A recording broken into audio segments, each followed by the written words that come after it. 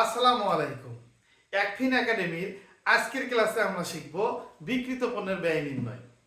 আর্থিক অবস্থার বিবরণীর বাধ্যতামূলক এই প্রশ্নে ক নাম্বার অথবা ঘ নাম্বার প্রশ্নে এই বিক্রিত পণ্যের ব্যয় নির্ণয় করতে বলে। তো চলুন আমরা শিখে নেই বিক্রিত পণ্যের ব্যয়। তো বিক্রিত পণ্যের ব্যয়ে আমরা শুরুতেই লিখব প্রারম্ভিক মজুত পণ্য। এরপরে আমরা নিট ক্রয় দেব, অর্থাৎ ক্রয় থেকে ধারে ক্রয় হলে যোগ দেব, ক্রয় ফেরত বাদ দেব, বিনামূল্যে পণ্য বিতরণ বা মালিক কর্তৃক পণ্য উত্তোলন থাকলে বাদ দেব এবং সব শেষে ক্রয় ভ্যাট বাদ দিলে নিট ক্রয় পাওয়া যায়।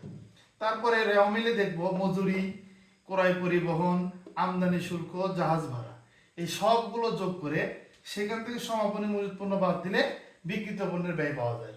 তো আমরা যদি এই ছকটি ভালো মতো আয়ত্ত করতে পারি তাহলে আশা করি ক এবং খ নাম্বার প্রশ্নে আমরা এই বিক্রিত পণ্যের ব্যয় চাইলে এটা অ্যান্সার করতে পারবো ইনশাল্লাহ। তো আশা করি বিষয়টি বুঝতে পেরেছেন। ধন্যবাদ সবাই।